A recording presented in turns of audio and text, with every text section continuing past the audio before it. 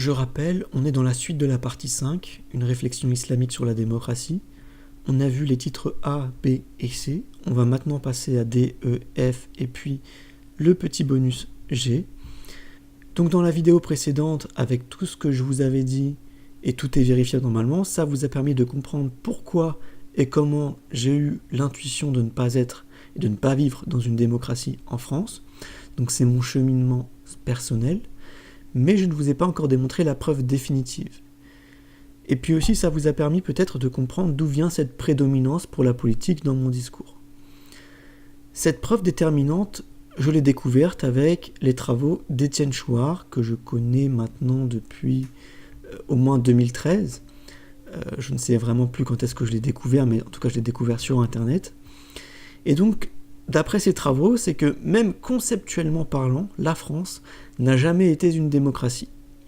Alors, avant d'approfondir ce sujet, on s'était quitté sur des interrogations sur le soi-disant califat, comment les musulmans souhaiteraient le rétablir sans tomber dans les fantasmes. Et puis finalement, je me suis interrogé sur la nécessité du califat, car je connais le consensus sunnite, mais je n'en connaissais pas les arguments. Et donc j'ai fait mon petit travail de recherche pour essayer de savoir d'où venait la nécessité d'un califat dans l'islam. Et je me suis rendu compte qu'il n'y avait, à mes yeux, aucune preuve, ou plutôt que les arguments étaient très faibles sur le califat, parce que si Dieu veut être clair dans le Coran, généralement il l'est. Et personnellement, je ne trouve aucune clarté sur ce sujet.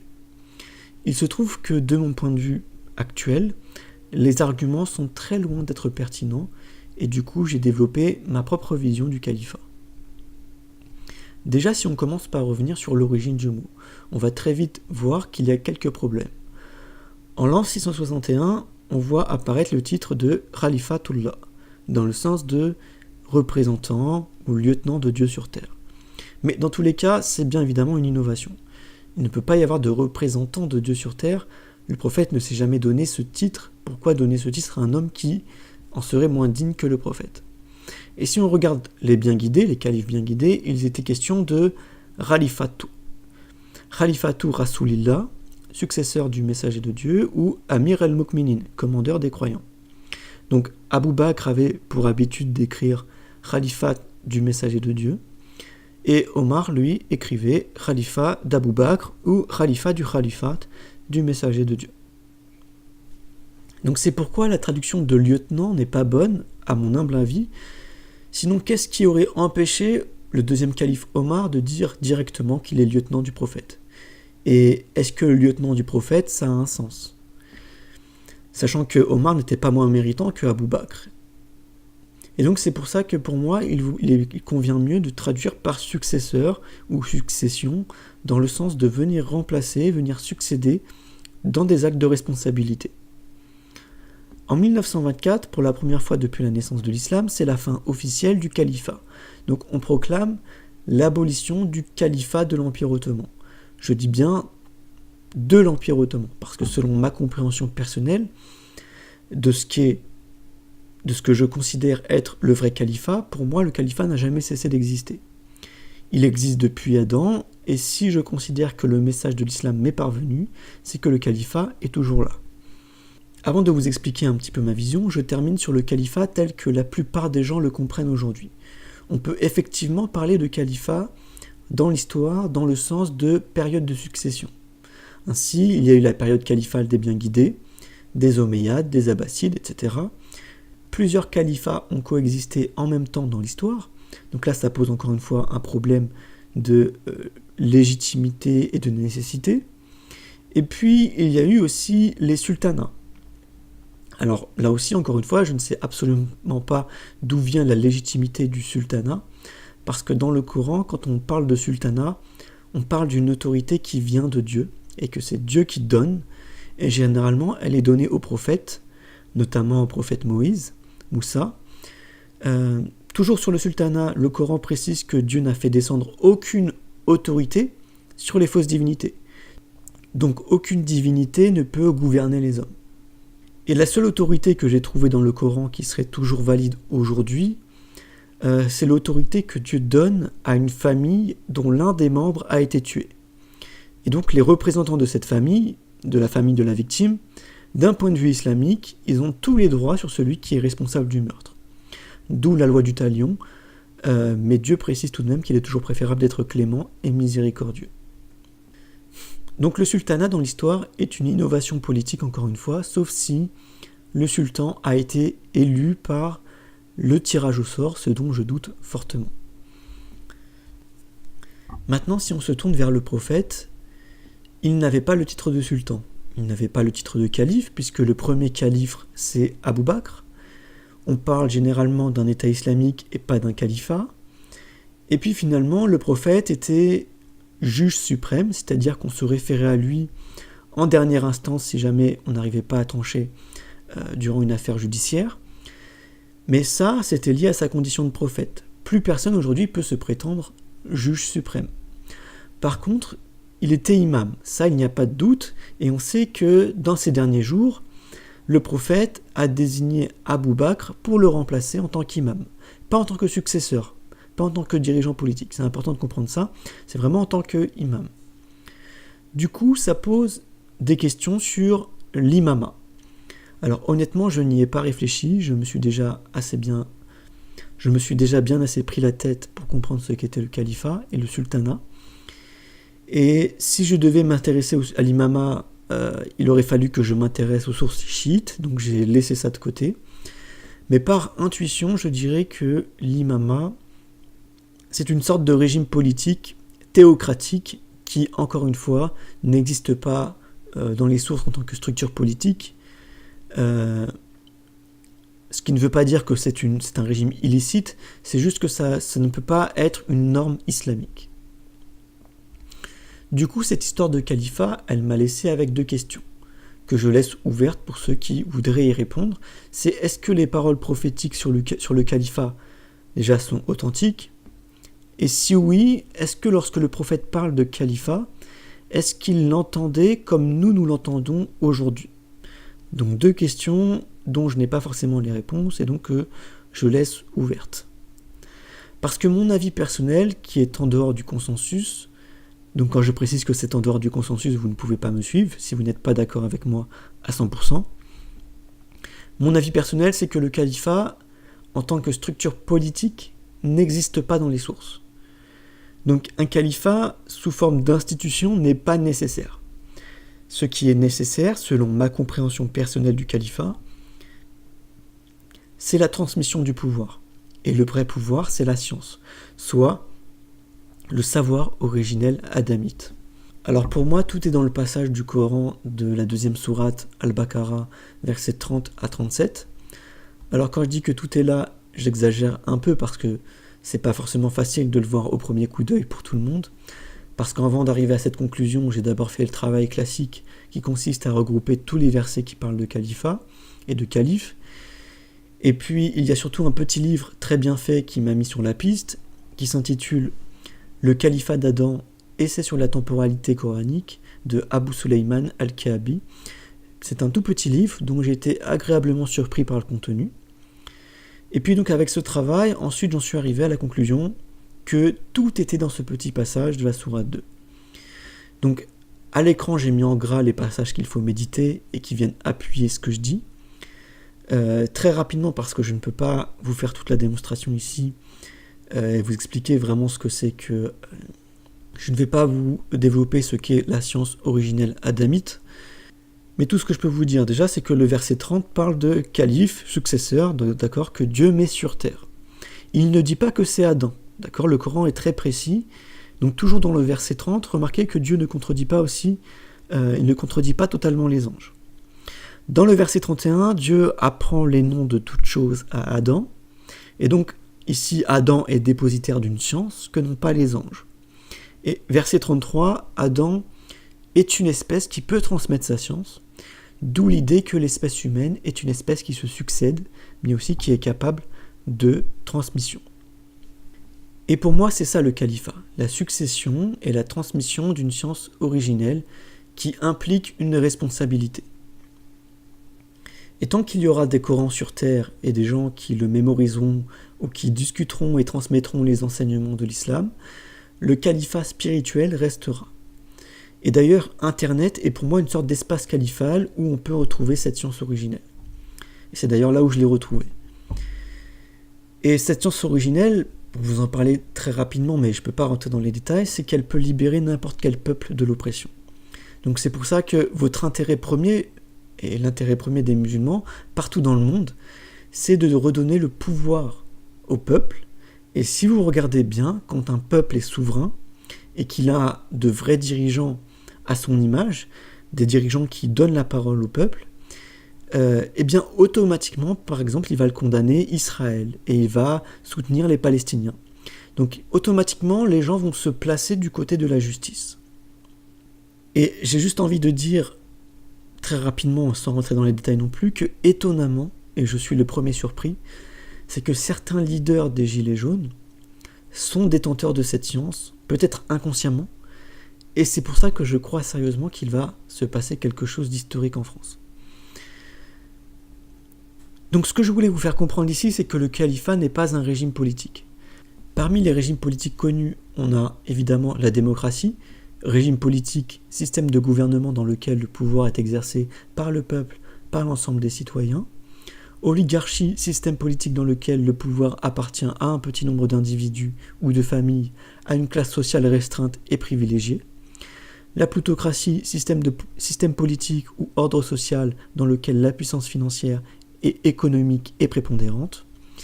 L'aristocratie, forme de gouvernement où le pouvoir est entre les mains d'un petit nombre de personnes en raison de leur naissance, de leur fortune ou de leur qualification. Et la monarchie, système de gouvernement dans lequel le pouvoir est exercé par une seule personne, le plus souvent par un roi héréditaire. La France aujourd'hui, officiellement, c'est-à-dire sur le papier, c'est une démocratie. Mais officieusement, c'est-à-dire dans la pratique et la réalité, on est actuellement dans une aristocratie oligarchique et plutocratique. C'est-à-dire qu'on a des élections où seulement un petit groupe de gens sont promus dans les médias par les plus riches. Macron en est la synthèse.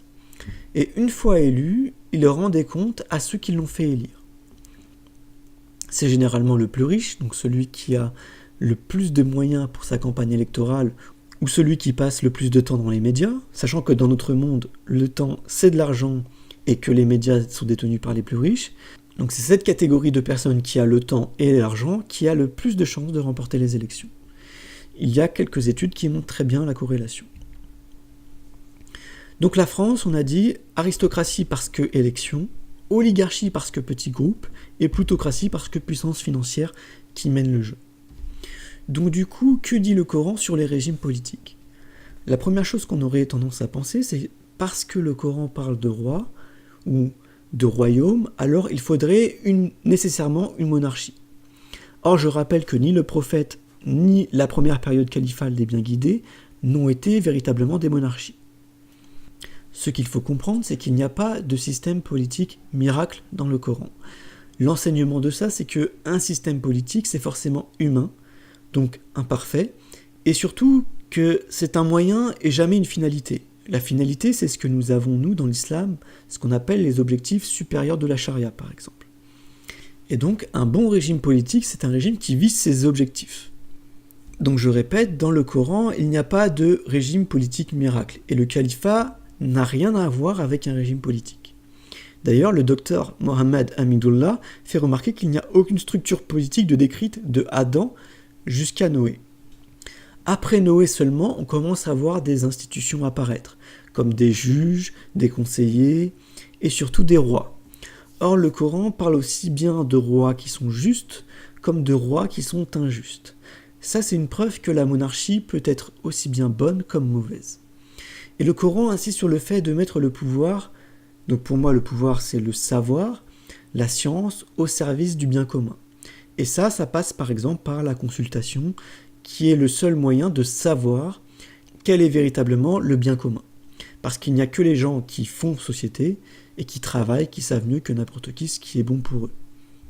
Enfin, je pose juste une question, est-ce que le bien commun, le bien politique, est-il si différent du bien moral ? Alors je vous laisse réfléchir dessus, mais moi ma réponse c'est évidemment que non, il n'y a pas de distinction, mais encore faut-il bien maîtriser ce qu'est la morale, et encore faut-il bien savoir évaluer toutes les conséquences d'une décision politique. Donc c'est une question tout de même que je laisse ouverte pour ceux qui voudraient me contredire. Puisque le califat, c'est la succession, je me suis intéressé ensuite à regarder dans le Coran ce qui s'est passé dans les cités qui nous ont précédés, et notamment des avertissements donnés pour éviter qu'une cité soit détruite. Alors je vais vous lire chaque verset et je fais à chaque fois un petit commentaire. Donc là on est sourate 47, versets 13 et 14. Que de villes plus puissantes que celle d'où tu as été chassé n'avons-nous pas anéanties sans que personne pût leur prêter secours? Quoi? Celui qui sait où il va, guidé par les enseignements de son Seigneur, peut-il être comparé à ceux qui se laissent séduire par les faux éclats de leurs mauvaises actions et qui s'abandonnent totalement à leurs passions? Alors on s'arrête sur ces premiers versets. Donc première info, déjà les villes détruites sont des villes qui sont pourtant puissantes. Ensuite, ces villes détruites, une fois que Dieu en a décidé ainsi, personne ne peut rien faire pour l'en empêcher. Plus personne ne peut leur prêter secours, selon cette loi divine. Donc loi divine, je rappelle que ce ne sont pas des lois humaines, ce sont des lois qui dépassent les hommes, qui n'ont rien à voir avec les hommes, d'accord? Donc les musulmans ne sont pas plus responsables que les autres dans la destruction des cités. Et les musulmans ne peuvent pas empêcher cette destruction si Dieu en a décidé ainsi.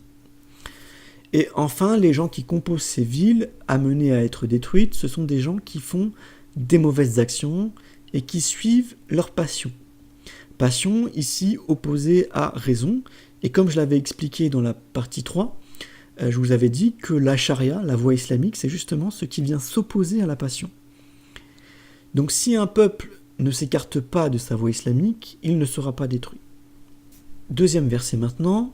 Combien de cités dont les habitants vivaient dans l'opulence n'avons-nous pas anéantis pour leur ingratitude? Voyez leur demeure devenue presque déserte après leur mort, et c'est nous qui en fûmes l'héritier suprême. Donc sourate 28, verset 58. Donc là on retrouve le fait que c'est une ville puissante, puisque les habitants vivent dans l'opulence, l'abondance, ils ne manquent de rien, mais, et ce qui est important, c'est qu'ils sont ingrats. C'est-à-dire qu'ils ne sont pas reconnaissants ni envers Dieu, ni envers la nature ou la création qui pourvoit à leurs besoins. D'accord ? Et quand c'est la création qui pourvoit à leurs besoins, en réalité, derrière, évidemment, c'est Dieu. Mais ils n'ont même pas cette reconnaissance envers la création. Troisième verset, il en fut de même de ceux qui vous ont précédés et qui pourtant étaient plus forts que vous, plus riches et avaient plus d'enfants. Ils ont eu leur part de jouissance en ce monde et vous jouissez aujourd'hui de la vôtre, comme vos prédécesseurs ont joui de la leur. Vous discutez des mêmes questions vaines dont ils discutaient. Les œuvres de ces gens-là seront réduites à néant dans cette vie et dans l'autre, et ce sont eux qui sont les véritables perdants. Sourate 9, verset 69. Donc là, ça se répète un petit peu, mais on voit que ce sont des gens, encore une fois, qui ne manquent de rien. Mais nouvelle information, c'est qu'ils se sont mis à discuter de questions vaines et futiles, qui n'apportent rien à la société. Allumez votre télévision, vous allez comprendre. Et enfin, nous avons fait périr nombre de cités qui vous entouraient après avoir multiplié les signes à leur intention, dans l'espoir de les faire revenir au droit chemin. Sourate 46, verset 27. Donc là, je vais faire un petit rappel très rapide. Bien comprendre, parce qu'il y a des non-musulmans qui ne comprennent pas tout le temps, et qui ne comprennent pas ça forcément, c'est que le « nous », ici dans ce verset, c'est Dieu qui parle, d'accord ? C'est un pluriel de noblesse, qu'on retrouve largement dans les langues sémitiques, ou qu'on retrouve aussi dans les langues extrême-orientales. Donc, dans un Coran traduit en français, quand vous avez un « nous » avec une majuscule, même en plein milieu d'une phrase, ce n'est pas « nous les musulmans », mais c'est l'équivalent d'un « je », c'est-à-dire c'est Dieu qui parle. Et dans ce verset, on voit la miséricorde divine, puisque pour éviter de faire périr une cité, Dieu envoie des signes pour que les peuples se réforment. Donc Dieu n'est pas injuste, comme le dit le verset coranique, ce sont les hommes qui se font du tort à eux-mêmes. Une cité ou une nation, c'est un peuple, donc une collectivité, et donc une responsabilité collective. Comme le dit le verset suivant, c'est que, en effet, Dieu ne modifie en rien les bienfaits dont il gratifie un peuple, qu'autant que ce peuple modifie lui-même son comportement, car Dieu est audient et omniscient. Donc là, il est question de réforme d'un peuple qui doit se modifier lui-même, il doit s'éduquer lui-même, et donc c'est une question de comportement.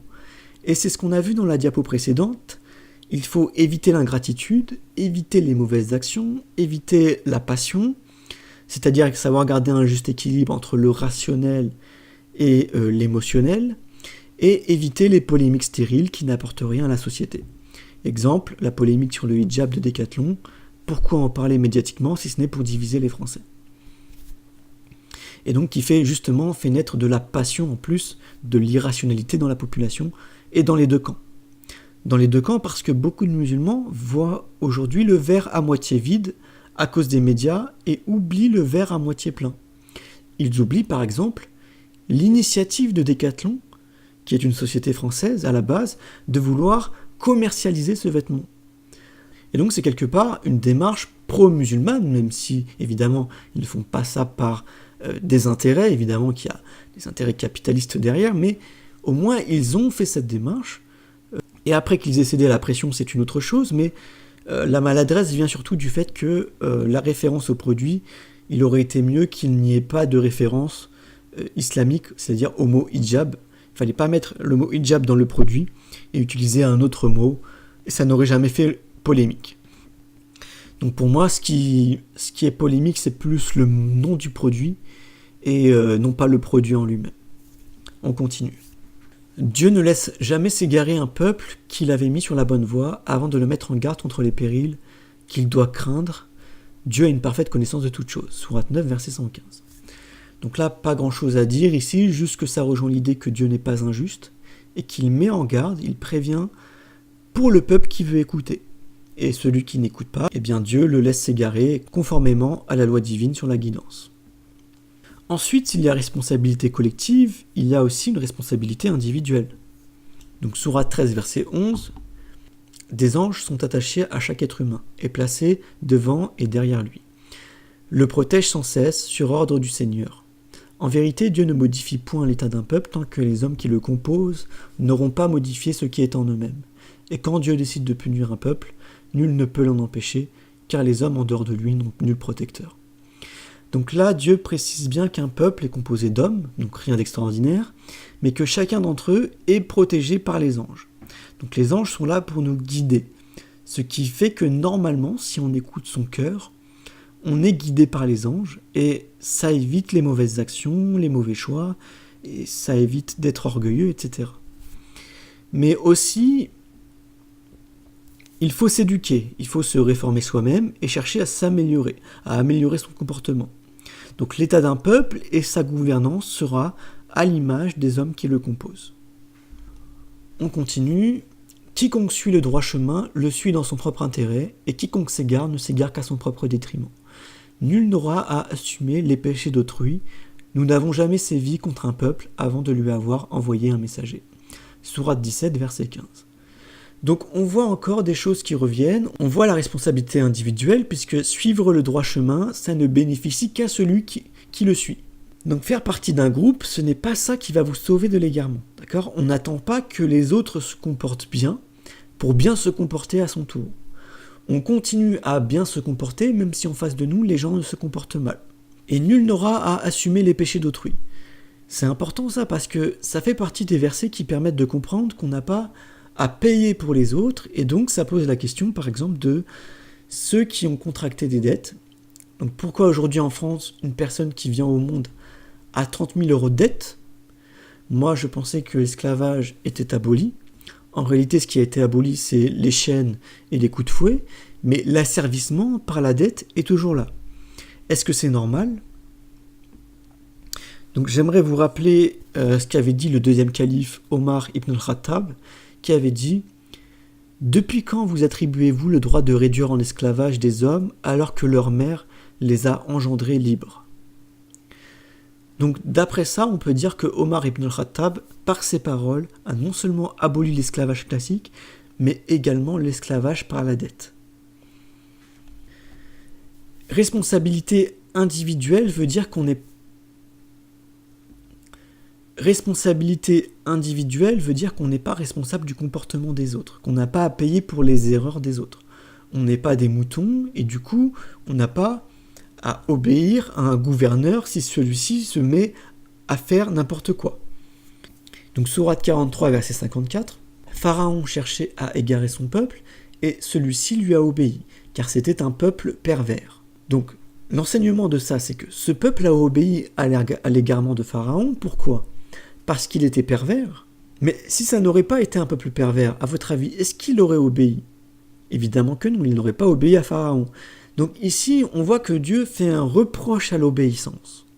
Et puis on a un hadith du prophète qui vient confirmer cela, puisque le messager de Dieu a envoyé une expédition et a nommé un homme à sa tête. Cet homme alluma un feu et dit « Entrez-y ». Quelques-uns étaient décidés à y entrer, mais d'autres ont dit « Nous avons fui le feu ». L'affaire a été rapportée au messager de Dieu. Il a dit à ceux qui envisageaient d'y entrer « Si vous y étiez entrés, vous y seriez restés jusqu'au jour du jugement », donc d'y entrer dans le feu. Par contre, le prophète a recommandé l'acte du second groupe et a déclaré « Il n'y a aucune soumission en matière de désobéissance à Dieu ni dans le déplaisir. L'obéissance est obligatoire seulement dans ce qui est bon et raisonnable. » Donc ça, c'est dans l'Authentique de Muslim, le livre du gouvernement, chapitre « L'obligation d'obéir aux dirigeants dans les affaires qui ne concernent pas le péché, mais il est interdit de leur obéir dans les affaires du péché. » Après, la question, évidemment, c'est il faut définir ce qu'est le péché. On ne va pas rentrer dans les détails ici. Du coup, comme je vous l'avais dit, le Coran parle de rois injustes. Alors, je ne vais pas lire tous les versets qu'il y a à l'écran. Le premier verset parle d'un roi qui est imbu de son pouvoir, qui se prend pour une divinité, et qui dialogue avec Abraham. Et Abraham, le prophète Ibrahim, remet ce roi à sa place en disant que notre Dieu, notre divinité, le vrai Dieu unique, fait venir le soleil de l'Orient. Et donc, si toi, tu te crois supérieur à mon Dieu, eh bien, fais-le venir de l'Occident. Et évidemment, Abraham lui a mis un chaos technique. Et d'ailleurs, il y a plusieurs enseignements, même ici pour ceux qui s'intéressent à l'astronomie et à la cosmologie. Ensuite, l'autre verset parle de Pharaon. Donc ici, on a un tyran qui se pense supérieur à Moïse, parce que le prophète Moïse avait des problèmes d'élocution, il bégayait, etc. Mais il se trouve que, évidemment, Moïse était un prophète. Et le troisième roi, c'est le roi qui s'emparait des embarcations. Donc là, c'est l'histoire du prophète Al-Qidr, dans la sourate 18, la caverne. Et donc, Al-Qidr a fait en apparence une mauvaise chose, il a détruit un bien, il a détruit une embarcation, mais ça a permis d'éviter que le roi s'en empare. Donc c'était un mal pour un bien.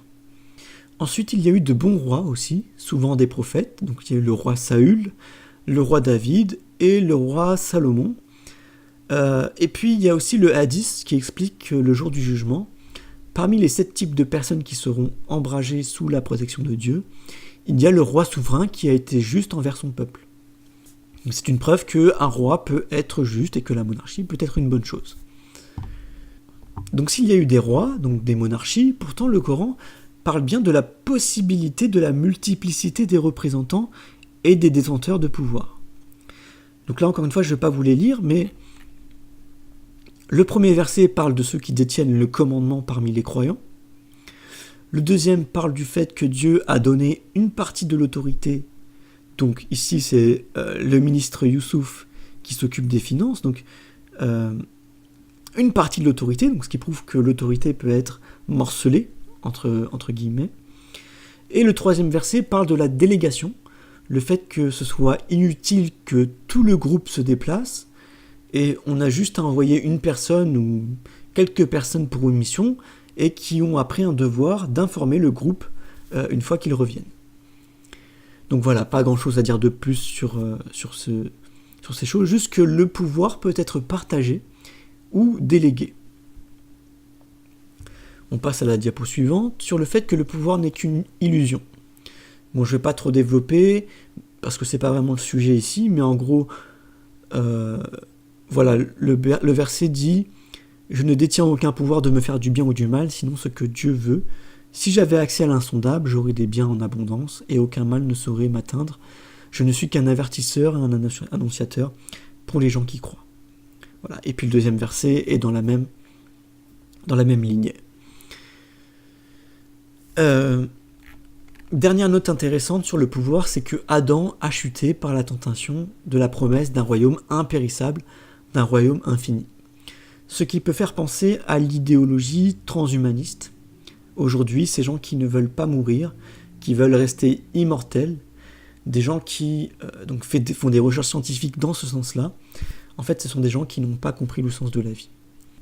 Diapo suivante, on commence à rentrer dans le sérieux. Donc là, ma démonstration commence.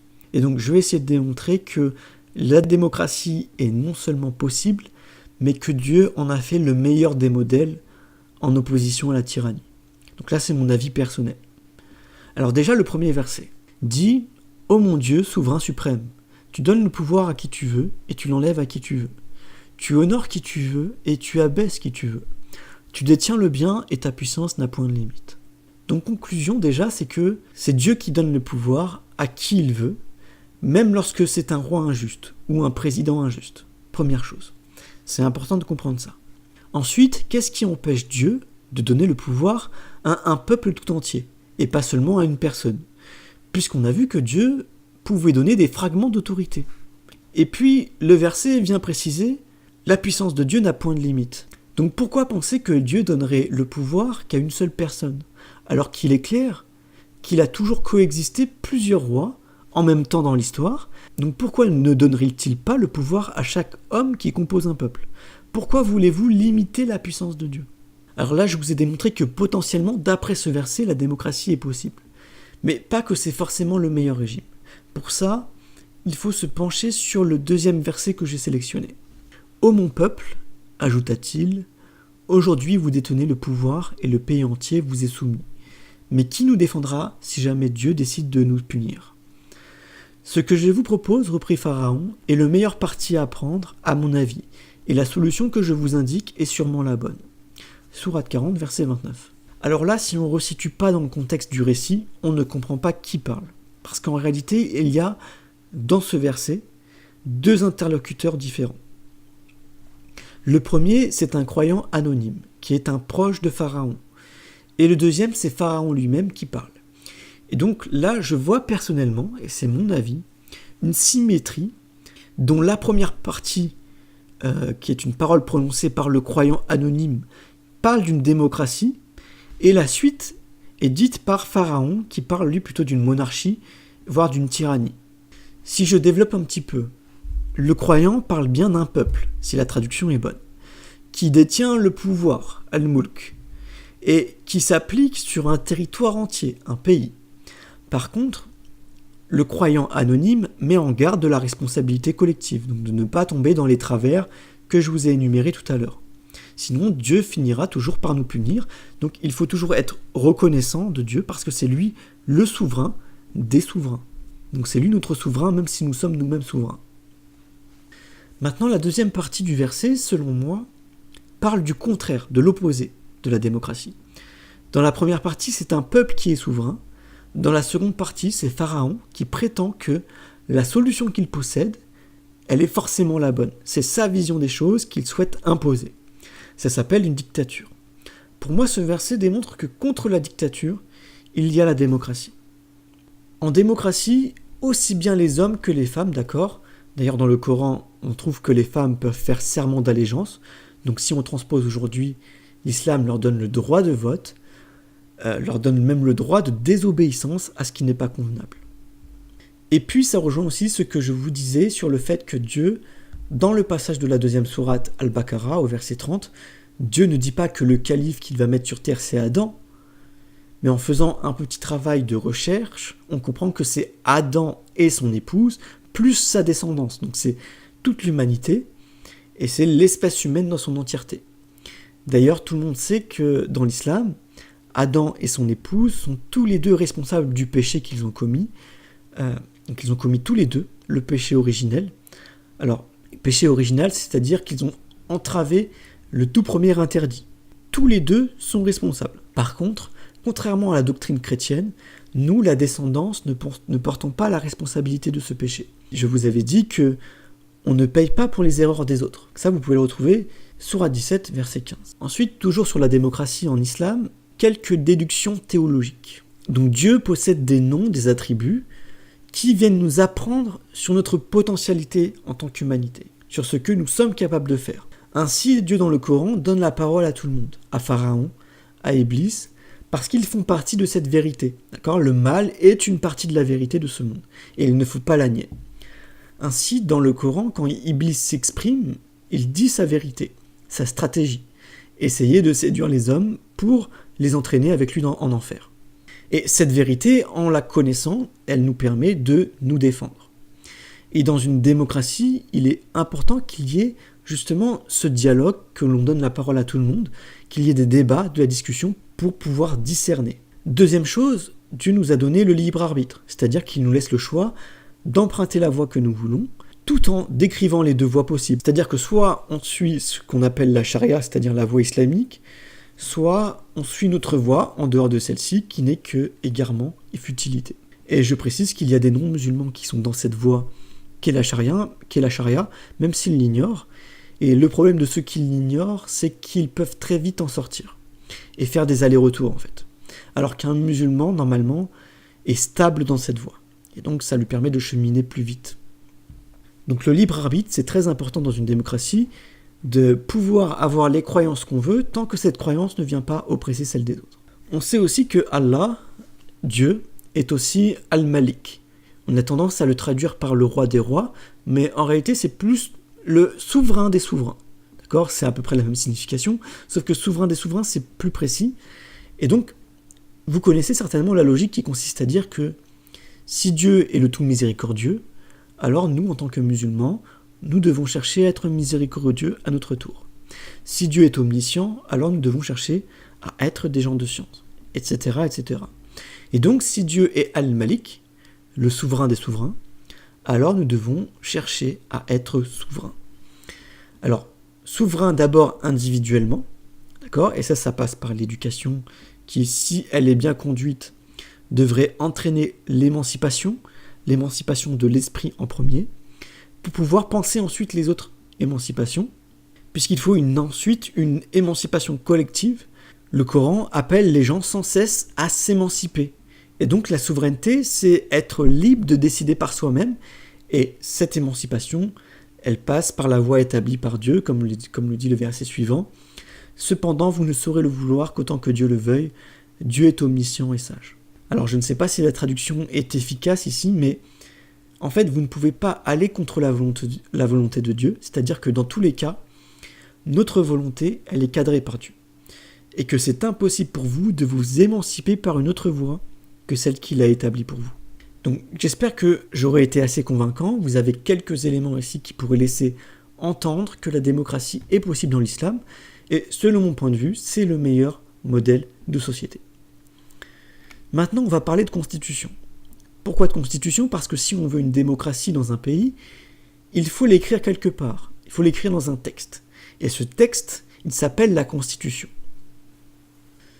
Selon le docteur Mohammed Hamidullah, qui est un grand érudit musulman, le prophète serait le premier dans l'humanité à avoir mis par écrit une constitution.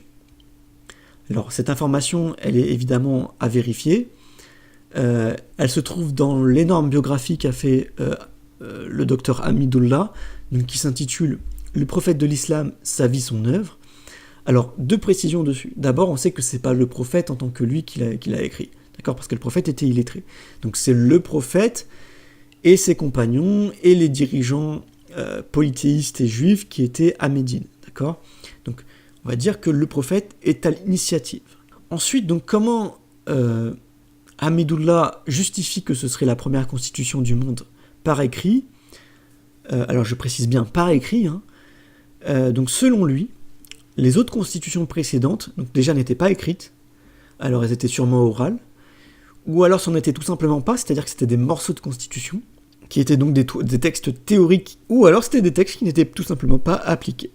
Et donc cette information, je le répète, moi je ne peux pas la vérifier, je suis obligé de faire confiance au docteur Hamidullah, et donc j'attends des arguments qui viendraient invalider cette thèse de la part de gens qui sont plus compétents que moi dans ce domaine.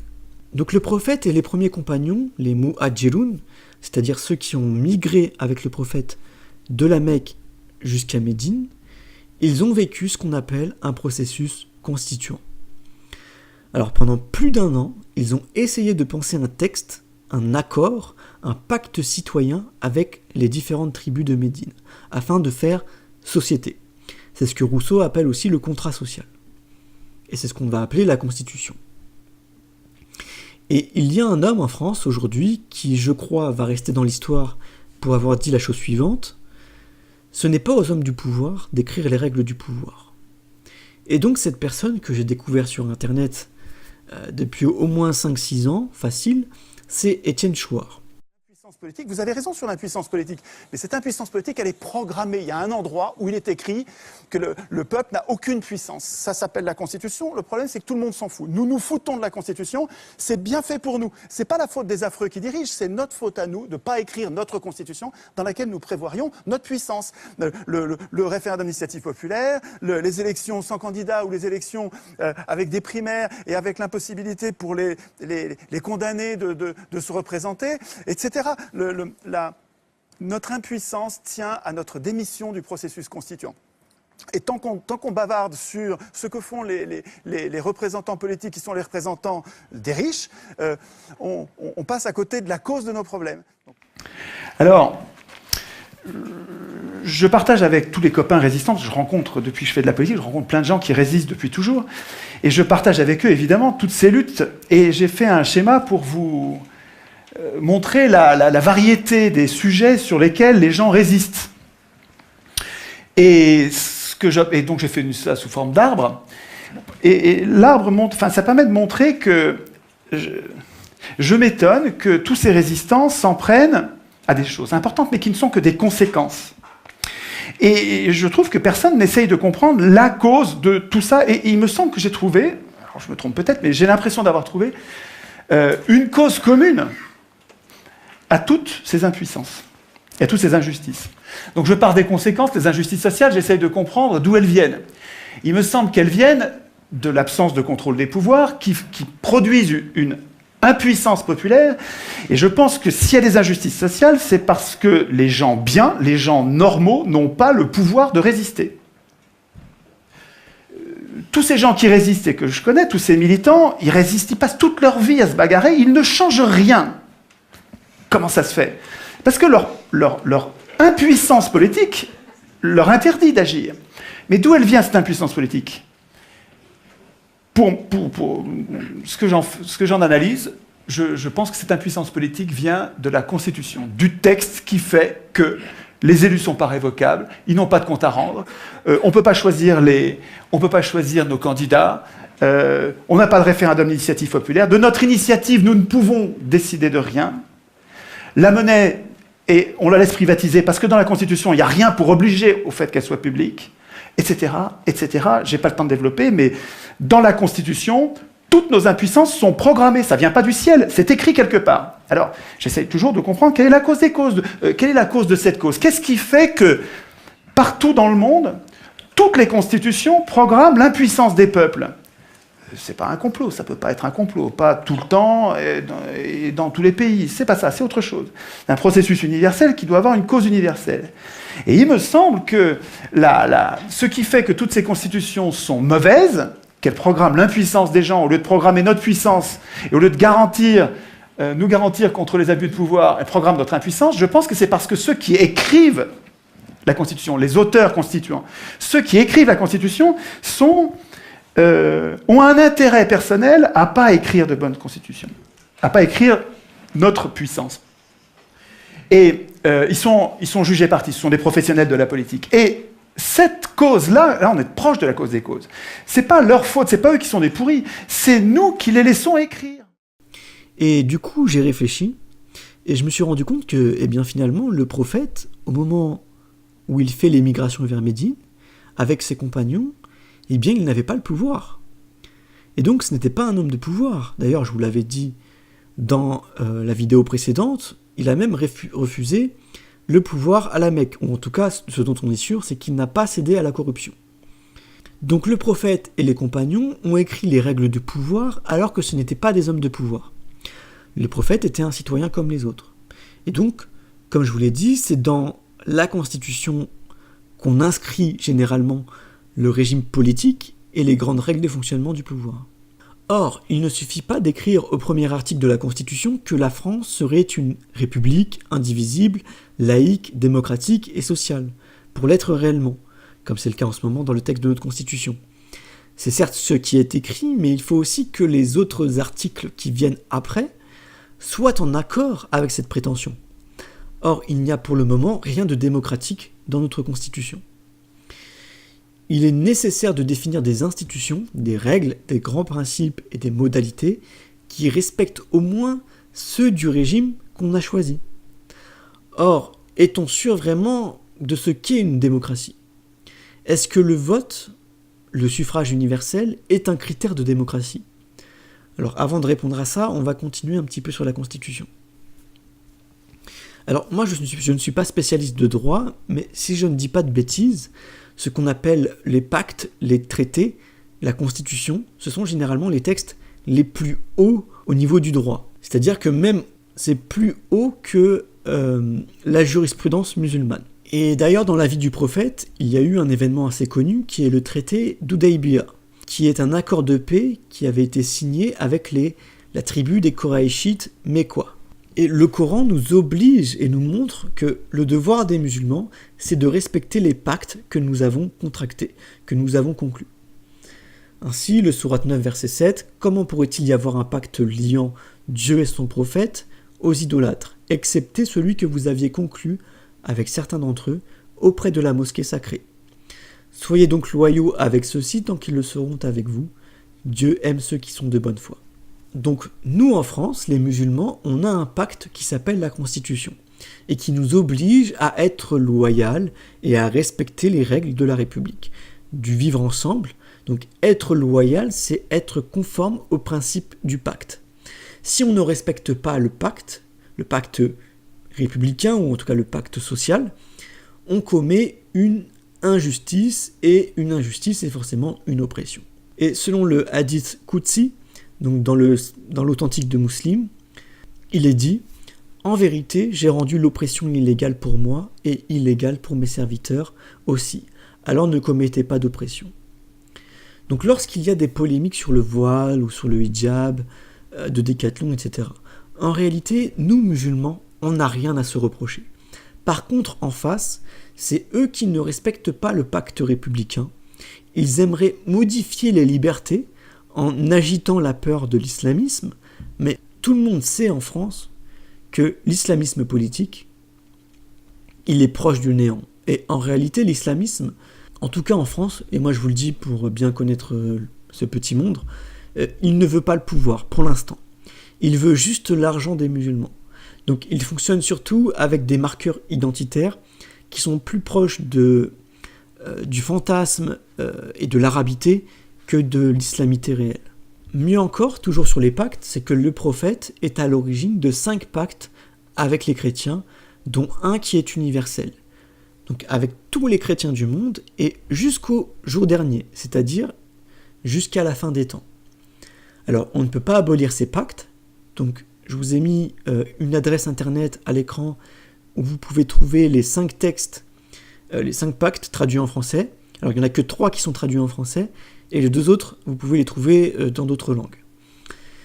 Et selon Abou Bakr, le messager de Dieu a dit « Quiconque tue un mu'ahad sans justification, Dieu lui interdira le paradis. » Les mu'ahad sont les gens avec qui les musulmans ont pactisé ou qui vivent sous la protection des musulmans. Donc, interdiction de tuer des chrétiens jusqu'à la fin des temps, sans justification. Si dans un pays comme la France, il n'y a pas de peine de mort, c'est impossible, islamiquement parlant, de justifier la tuerie d'un chrétien, mais même la tuerie d'un Français, parce que nous sommes liés à tous les Français par la Constitution. Derrière ce pacte et cette Constitution initiée par le prophète, il y a un enseignement fondamental qui est qu'il faut que nous écrivions nous-mêmes les lois. C'est un principe démocratique fondamental qui a été enseigné par le prophète. Alors, personnellement, je ne pensais pas que j'écrirais un jour ce genre de phrase en parlant d'islam, mais finalement, en y réfléchissant bien, c'est ce que le prophète a fait, et en fait, c'est ce qu'on nous a empêché de penser.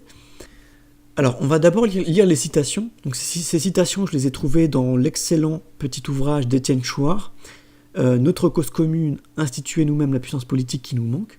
C'est un livre qui vient de sortir, qui est sorti en janvier 2019 ou février 2019, Et si vous faites vos recherches, de toute façon, vous retrouvez facilement ces citations avec les sources sur Internet. Donc première citation, dans la démocratie, les citoyens font eux-mêmes les lois et nomment directement les officiers publics. Dans notre plan, le gouvernement représentatif, les citoyens font plus ou moins immédiatement le choix de leurs députés à l'Assemblée législative. La législation cesse donc d'être démocratique et devient représentative. Donc ça, c'est la BCIS. Ensuite, on a Montesquieu qui dit que c'est une loi fondamentale de la démocratie que le peuple fasse ses lois. Et dernière citation, dans la démocratie, et surtout dans ce genre de démocratie qu'on croit aujourd'hui digne de ce nom à plus juste titre que toutes les autres, en d'autres termes, dans la démocratie où la volonté du peuple est au-dessus de tout, même des lois, il serait bon dans l'intérêt des délibérations d'adopter le système des oligarchies pour les tribunaux. Aristote. Alors, bien comprendre ici que on parle de la loi politique, d'accord ? Alors, une petite nuance avec Aristote, évidemment que la volonté du peuple n'est pas au-dessus de tout, mais elle est au-dessus de toutes les lois politiques, ça c'est clair et net. Alors, bien comprendre qu'on parle ici de la loi politique, qui est d'un niveau inférieur à la charia, si vous reprenez le schéma que je vous avais fait dans la partie 3. La charia, c'est la voie, ce sont les grands principes dans lesquels l'homme, ou en tout cas le musulman, doit orienter sa volonté. Et la volonté de l'homme n'est pas supérieure à la charia. Par contre, sa volonté est bien évidemment supérieure à toute loi politique. Puisque, par exemple, pour être libre d'obéir ou de désobéir à un gouverneur, il faut bien évidemment que notre volonté soit au-dessus de la loi politique. Après, que notre volonté soit au-dessus, ça ne veut pas dire qu'on désobéit forcément. Alors maintenant, je sais qu'il y a peut-être une contradiction qui va sommeiller, qui va surgir en vous, qui serait du type: mais qu'en est-il des lois politiques et juridiques dans le Coran ? Est-ce que la volonté de l'homme est supérieure à ces lois-là ? Alors, comme je vous ai dit que la volonté de l'homme, elle est en dessous de celle de la charia et donc en dessous de celle du Coran, forcément, là, vous allez voir une contradiction. Alors, en réalité, il n'y en a pas. Je ne vais pas répondre dans cette vidéo, mais si vous voulez réfléchir sur ça, il vous suffit de revenir sur ce qu'est le Coran et sur ce qu'il n'est pas. Ok ? Et ça, j'en ai parlé dans la partie 3. Donc, écrire soi-même les lois, c'est commencer à s'émanciper, à ne plus quémander, c'est commencer à dicter et ne plus se laisser dicter, ne plus attendre de l'autre qu'il fasse à votre place. Souvenez-vous, je vous ai dit, on n'attend pas que les autres se comportent bien pour le faire. Eh bien, c'est pareil, on n'attend pas que les autres écrivent les lois pour résoudre les problèmes. On le fait soi-même. Eh bien, c'est ça que dit le verset 5 de la première sourate qu'on récite tous les jours dans nos prières. Iyyaka na'budu wa iyyaka nasta'in. C'est toi que nous adorons, et c'est toi seul dont nous implorons le secours. D'ailleurs, souvent les traducteurs vont remarquer qu'ils insistent sur le seul. Donc la question c'est, est-ce qu'on attend que les représentants politiques viennent nous secourir ? Évidemment que non, parce qu'il n'y a que Dieu qui peut venir nous secourir. Maintenant, ça ne veut pas dire qu'on n'a pas besoin de représentants. Mais si les représentants font mal leur boulot, c'est que les règles de la représentation sont mal écrites. Normalement, les représentants sont là pour administrer et se mettre au service de la ville, de la cité, de la police en grec. Or nous ne voulons pas de représentants maîtres, on veut des représentants serviteurs qui mettent en œuvre des politiques que nous décidons. Donc ce que je viens de dire là, vouloir des représentants maîtres et des représentants serviteurs, ça pourrait faire l'objet d'un article dans une constitution. Alors évidemment ça ne va pas s'écrire comme je l'ai énoncé, on est bien d'accord sur ça, mais ça permet déjà de donner un axe de réflexion et de penser des lois, des institutions et des modalités de ces institutions qui permettent le contrôle des représentants pour pouvoir les sanctionner, par exemple, si jamais ils ne répondent pas aux décisions du peuple. Et par exemple, si le peuple veut le référendum d'initiative citoyenne aujourd'hui dans notre République, eh bien Macron, lui, il peut faire la sourde oreille, parce qu'il sait qu'il n'a rien à craindre. Il sait qu'il lui arrivera rien.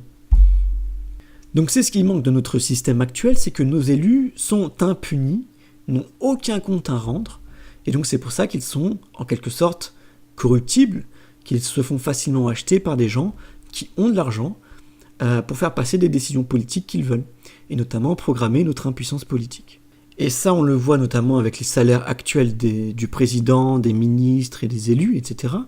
C'est qu'en temps normal, tous ces gens-là devraient être au SMIC. C'est-à-dire que s'ils veulent bien gouverner et être honnêtes et être à l'image du peuple, eh bien, la représentation dans une démocratie digne de ce nom ne peut pas être signe d'enrichissement sur le plan financier. Surtout à notre époque où on sait que les gens qui travaillent le plus et qui font les boulots les plus utiles sont ceux qui gagnent le moins. Et cette logique, en réalité, on la retrouve dans l'islam.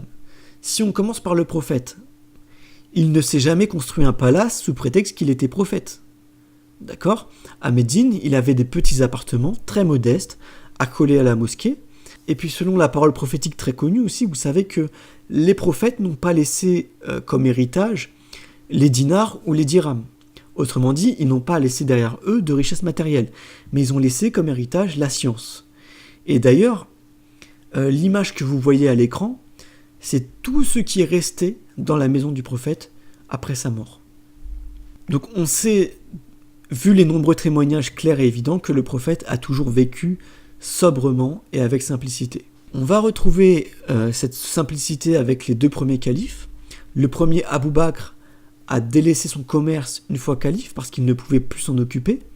Donc, à la mort du prophète, et une fois qu'il a été désigné calife, la priorité pour Abou Bakr, ça a été de diriger la cité avant même de s'enrichir. Et puis on retrouve encore une fois cette idée avec le deuxième calife Omar, qui a toujours essayé d'être au plus près de son peuple. On sait qu'il a éduqué son fils assez durement dans cette mentalité, en lui refusant beaucoup de choses. L'épisode le plus connu est bien évidemment celui où il cesse et refuse de manger de la viande parce que son peuple n'y a pas accès à cause d'une période de disette due à la sécheresse. Et puis il y a un autre événement que j'ai relevé, c'est quand il est allé tirer les oreilles à un gouverneur d'une région, donc dirigeant qu'il avait lui-même nommé, ce qui prouve qu'il peut y avoir plusieurs représentants. Et donc il est allé le remettre à sa place parce qu'il s'était construit une maison ostentatoire. Donc ça c'est important, la gouvernance ne doit pas être synonyme de richesse, et donc il y a une sorte d'horizontalité dans la gouvernance. Contrairement à ce qu'on peut lire un peu à droite et à gauche, l'islam n'est pas si hiérarchisé que ça. Et ça, c'est parce que dans le Coran, les hommes les plus élevés sont les gens les plus pieux, et ce sont souvent aussi les gens de science. Donc la hiérarchie politique n'a pas de sens en islam, et peut devenir très vite délégitime à partir du moment où elle s'éloigne de la science et de la piété. Et l'enrichissement financier dans un poste de responsabilité politique est un signe d'éloignement de la piété et de la science islamique. Et là, je vous renvoie au passage de la sourate 16, les abeilles, au verset 71. Donc là, je remercie Ousmane Timera pour l'une de ses dernières vidéos, qui m'a mis sur la piste. Donc, et puis je vais répéter un petit peu ce qu'il a dit. Donc ce verset qui explique en gros que l'homme à qui Dieu a donné des richesses, donc naturellement, il y a des gens qui ont plus et d'autres qui ont moins, mais ceux qui ont plus sont naturellement, ne sont pas justement naturellement enclins à partager avec les autres. Et quand ils ne les partagent pas, c'est comme s'ils ne reconnaissaient pas les bienfaits de Dieu. C'est comme ne pas être reconnaissant pour ce qu'on a, pour ce qu'on possède dans la vie. Encore faut-il avoir conscience de tout ce qu'on possède et que ce qu'on possède vient de Dieu. Déjà que pour beaucoup de gens qui sont peu, c'est pas forcément facile à comprendre cette idée que tout vient de Dieu, alors je n'imagine même pas pour ceux qui possèdent beaucoup. C'est pourquoi je disais que les califes étaient des hommes d'exception, parce que sans institution qui les contraignait, en fait, ce qui les contraignait, c'était leur foi en Dieu. Et ils arrivaient à faire la part des choses, donc à redistribuer les richesses de façon juste. Et pour faire ça, il faut être des hommes de science et des sages. Et donc je disais que c'était des vrais philosophes au sens étymologique. C'est-à-dire des hommes qui avaient un amour pour la sagesse. Autre chose importante, c'est qu'évidemment, il faut nommer des gens compétents pour la tâche qu'ils ont à effectuer. Alors, la première compétence du prophète, c'est évidemment qu'en tant que messager de Dieu, sa mission était de réformer le peuple arabe. Comme tous les prophètes qui sont venus à un peuple bien précis, c'était pour les avertir et les réformer. Et donc le prophète réformait le peuple arabe avec la révélation. Abou Bakr, lui, connaissait la généalogie des Arabes, ce qui était une science importante à cette époque, et il connaissait aussi les conditions militaires respectives de ces différentes tribus et généalogies arabes. Et puis, le deuxième calife Omar, lui, désignait des gouverneurs qui avaient des connaissances en droit et en politique. Alors, il existe une autre preuve que la volonté des hommes est au-dessus des lois politiques. C'est la vigilance que nous devons avoir. Parce qu'imaginez si notre volonté serait en dessous des lois, en dessous de la Constitution. On serait obligé d'accepter tout et n'importe quoi, y compris les lois les plus injustes. Donc c'est ce qu'on va retrouver dans le discours d'investiture d'Abou Bakr. Donc je cite « Ô gens, on m'a désigné pour vous gouverner sans que je sois pour autant le meilleur d'entre vous. Obéissez-moi tant que j'obéis à Dieu et à son messager. Si je leur désobéis, vous ne me devez aucune obéissance. » Donc on voit bien ici la possibilité de désobéissance. On peut désobéir parce que notre volonté est au-dessus de la loi, est au-dessus du gouverneur. Et puis on voit aussi que pour être vigilant, il est nécessaire d'avoir de la science, parce que sinon comment sait-on si Abou Bakr obéit ou désobéit à Dieu et à son messager? Donc ça demande de la science. Ce qui veut dire que Abou Bakr, en réalité, c'était un homme tellement sage qu'il envisageait l'éventualité qu'il pourrait désobéir à Dieu par manque de science ou par corruption. Et en parlant de corruption, le messager de Dieu a dit « Si Dieu désignait quelqu'un à la tête d'un peuple et qu'il mourait alors qu'il était toujours traître envers son peuple, Dieu lui interdirait d'entrer au paradis. »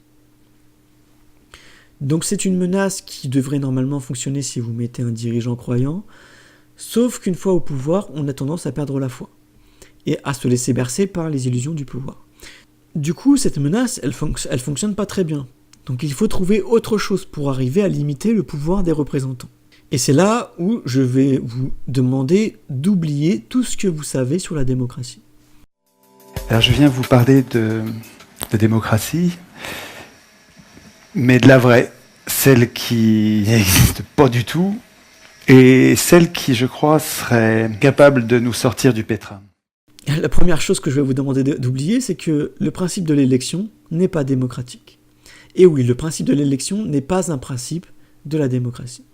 Donc le suffrage universel n'est pas synonyme de démocratie, contrairement à ce qu'on nous a appris à l'école.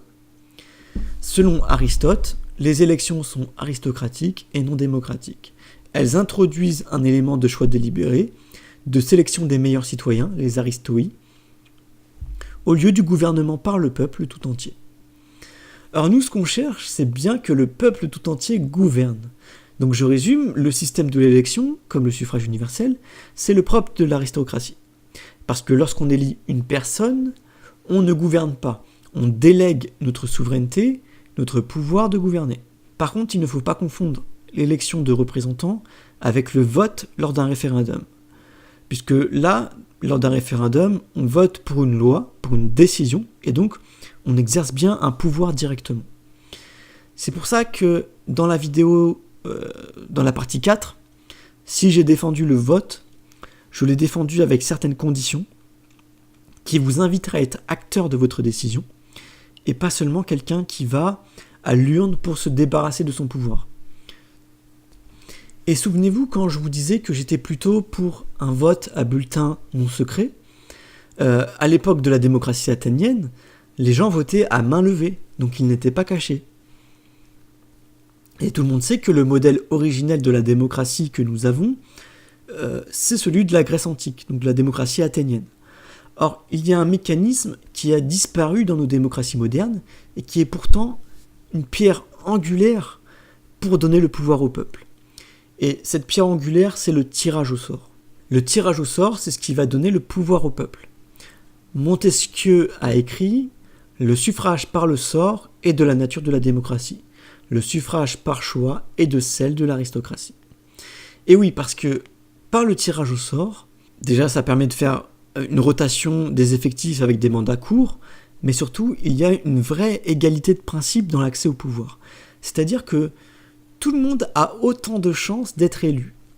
Alors je ne parle pas forcément de tirer au sort un président de la République, quoique théoriquement on pourrait, mais généralement on utilise le tirage au sort pour sélectionner des gens, donc tirer des assemblées, qui vont effectuer des contrôles, donc par exemple s'assurer que nos représentants font le travail correctement, ou ça peut être des gens qui auront des tâches politiques bien précises, comme préparer et écrire des lois qui ont été décidées par le peuple par référendum, par exemple. Donc le tirage au sort permet d'affaiblir les pouvoirs de domination. Ça vient annihiler tous les facteurs externes qui favorisent l'accès au pouvoir, comme les médias, la finance, la réputation, le copinage, la corruption, etc., etc.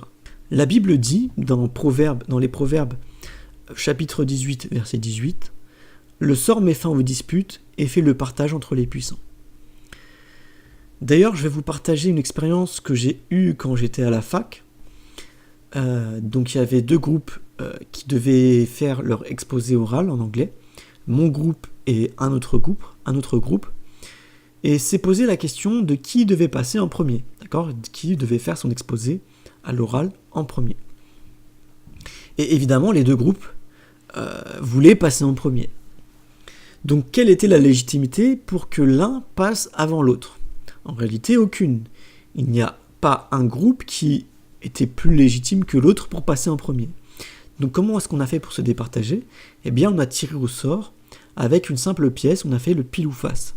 Et le sort a tranché, et le groupe qui a perdu a accepté son sort. Mais du coup, qu'en est-il de l'islam et du Coran ? Quand on parle de tirage au sort, je sais que pour la plupart des musulmans, ils vont faire le rapprochement avec la loterie et les jeux de hasard. Et pour eux, automatiquement, c'est illicite. Alors que je dis que non, les jeux de hasard ne sont pas illicites. Ce qui est illicite, ce sont les jeux de hasard qui engagent des biens ou de l'argent. Donc c'est le pari, c'est le loto, ce genre de choses. Dès qu'il y a de l'argent et des biens en jeu, c'est interdit. Mais un jeu de société, par exemple, qui est basé sur le hasard, n'est pas illicite, tant qu'il n'y a pas d'argent en jeu. Par exemple, même le poker, tant qu'il n'y a pas de mise réelle, que vous jouez avec des faux jetons, par exemple, c'est pas illicite. Et le Monopoly avec de faux billets, ça aussi, ce n'est pas illicite.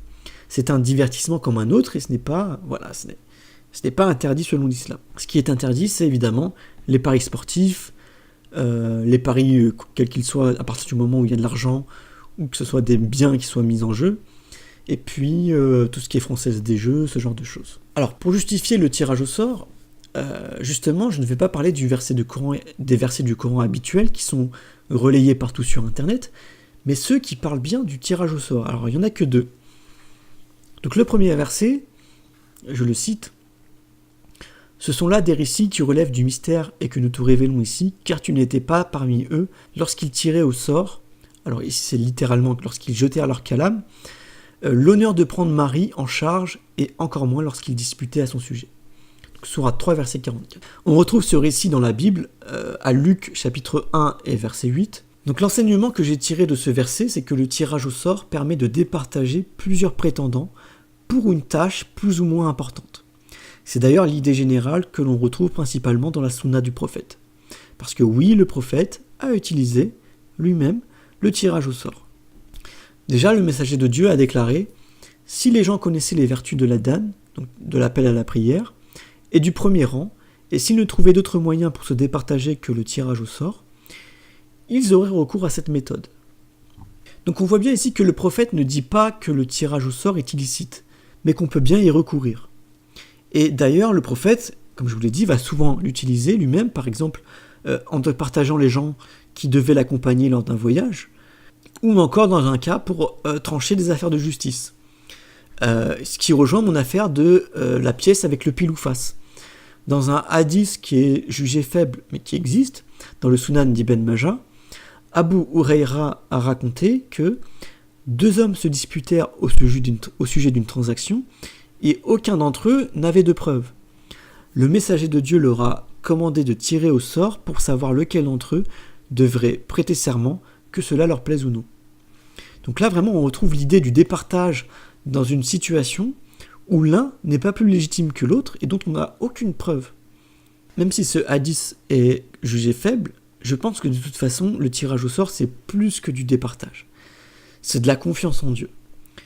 Le tirage au sort existe, mais le hasard n'existe pas. Vous savez, Albert Einstein disait « Le hasard, c'est Dieu qui se promène incognito ».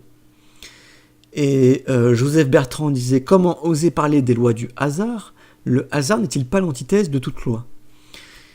Et puis Henri Poincaré disait que le hasard n'est que la mesure de notre ignorance. Et donc toutes ces idées-là, qui est que le hasard c'est une science qui dépasse l'homme, eh bien on retrouve cette idée dans le deuxième verset du Coran qui parle du tirage au sort, donc sourate 37, verset 141, je cite, « On tira au sort et il fut parmi les rejetés à la mer. » Alors il, ici, c'est le prophète Younous, qui est Jonas. Et évidemment, on retrouve cette histoire dans la Bible avec l'histoire de Jonas plus en détail.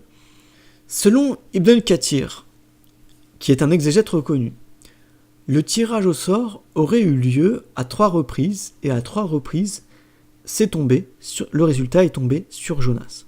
Alors, je ne sais pas où est-ce qu'il a eu cette information, je n'ai pas cherché plus, mais pour moi, ça vient confirmer mon intuition. C'est que l'enseignement de tout ça, c'est que le hasard n'existe pas, évidemment, et que le tirage au sort est une sorte d'élection divine, qui consiste à remettre sa confiance totale à Dieu. Et donc, plus de démocratie, c'est plus de tirage au sort, c'est en quelque sorte plus de part de la divinité dans nos prises de décision politiques, et donc c'est plus de justice. Enfin, important, le tirage au sort est interdit en islam pour les jeux d'argent et les jeux avec des mises, mais ça je vous l'ai déjà expliqué. Donc pas de casino pour les musulmans. Donc on en a terminé avec le tirage au sort, j'espère que vous avoir démontré que l'islam est compatible avec la vraie démocratie.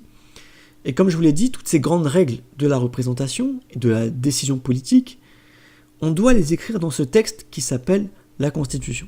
Et cette Constitution, puisque même si c'est le texte le plus haut, la volonté des hommes reste tout de même au-dessus d'elle, et il y a donc une légitimité à pouvoir la renouveler constamment. D'abord parce que notre monde n'est pas celui de ceux qui sont à l'origine de cette Constitution. D'accord, donc il y a une sorte d'obsolescence programmée dans ces constitutions. D'ailleurs, la Constitution de Médine a subi plusieurs transformations. Et puis, comme l'être humain n'est pas parfait, eh bien, il va faire des erreurs. Et donc, nous n'avons pas à payer pour les erreurs ou les manquements des générations précédentes. Manquements parce que, tout simplement, il y a des choses qu'ils n'ont pas forcément envisagées à leur époque. Et donc, à notre époque, il y a de nouveaux pouvoirs qui ont fait leur apparition et qu'il faut apprendre à identifier et qu'il va falloir donc limiter ou séparer de certains champs d'action, car les tentatives de domination intelligente s'adaptent et inventent de nouvelles façons de détourner et s'accaparer le pouvoir. Alors, on a terminé sur ce que je voulais dire quasiment. Comme c'est une vidéo assez longue, je vais juste passer très rapidement sur la faible argumentation de René Guénon contre la démocratie. D'accord ? En fait, là, je fais une petite provocation parce que dans le milieu de la dissidence, René Guénon est presque idolâtré, c'est presque pour montrer que même lui peut commettre des erreurs, et d'ailleurs il en a commis, mais il ne faut pas lui en vouloir parce que 99% des gens ne savaient pas ce que c'était la démocratie. En fait, on est en train de la redécouvrir au XXIe siècle. Donc je ne vais pas, pour gagner du temps, je vous fais confiance, vous savez lire un diaporama. Juste sur l'argument numéro 2, qui est l'argument principal de René Guénon, qu'on entend souvent, qui est que la voix d'une élite égale la voix d'un imbécile, qui se résume à... Moi, je n'ai pas une sympathie extraordinaire pour Macron, mais on a quand même un des présidents sans doute les plus intelligents qu'on ait eu. Et moi, je préfère quand même être dirigé par un mec qui a 170 de quotient intellectuel que par 80 000 mecs qui ont 0,2, voyez-vous. Alors c'est sûr, quand c'est un argument qui est dit par un foulard rouge, ça fait moins d'effet. Mais ce qu'il faut bien comprendre, c'est que finalement, la voix d'une élite égale la voix d'un imbécile. Le problème, c'est pas ça. Le problème, c'est que il y a des élites qui sont bonnes et des élites qui sont mauvaises. Et la majorité des gens sont bons. D'accord ? Quoi qu'on en dise, si on leur fait comprendre les choses, tout le monde est capable de comprendre. Donc voilà, je passe parce que faut pas perdre du temps avec ça. Dernière chose, donc l'objectif, c'était évidemment de pousser les musulmans à s'investir ou s'intéresser à minima au processus constituant. Donc suivre les traces du prophète et des Muhadjiroun. Pourquoi ? Parce qu'on vit une époque avec les gilets jaunes où on risque de revivre ça, d'accord ? Et c'est pour ça que je vous ai dirigé vers Étienne Chouard, qui fait des ateliers constituants depuis qu'on s'est fait trahir sur le référendum de 2005, depuis qu'il n'y a officiellement plus de démocratie en France. Donc Étienne Chouard fait des ateliers constituants. Il a sorti 2 ouvrages récemment, parce que justement, grâce aux Gilets jaunes, Étienne Chouard est de plus en plus en train de se faire connaître. Sachez que ce qui est amusant, c'est que j'ai commencé cette série sur l'islam, le vote et la démocratie avant le mouvement des Gilets jaunes, et je pensais déjà à vous parler d'Étienne Chouard. Donc comme quoi, des fois, les choses se rencontrent.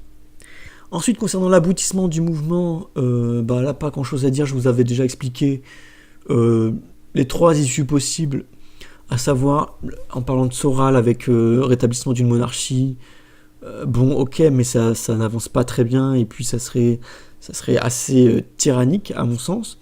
Soit la première apparition d'une démocratie en France, donc là c'est vraiment le peuple, avec les Gilets jaunes, qui commence à penser une vraie constitution et à l'écrire par soi-même.